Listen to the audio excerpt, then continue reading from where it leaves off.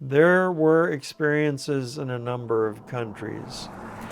When the revolution finally hit, there was no government remaining.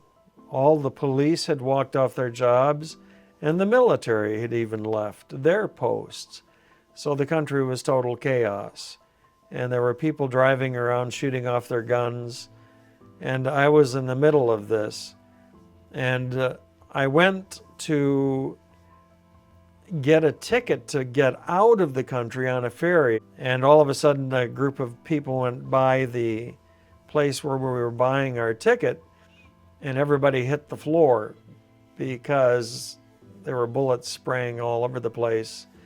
And I've always tried to be culturally sensitive, so I joined them on the floor. Plus I thought, if a bullet really hits me, it could hit a place where it could cause some damage. And so I really didn't want that to happen. So I got my ticket, I went out onto the dock, and no boat came in. We were to be rescued by a ferry.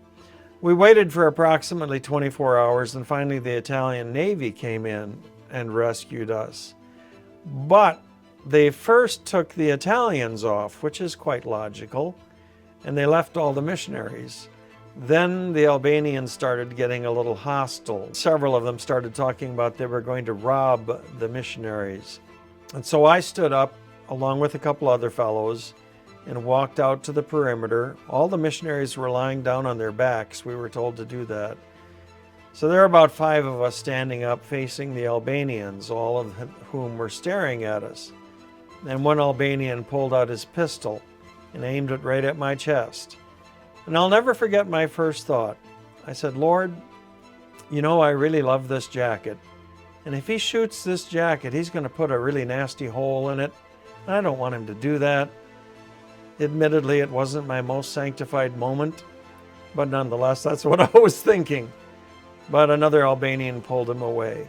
And we were ultimately rescued by the Italians. And they brought us out to one of their warships. And that's the end of that story.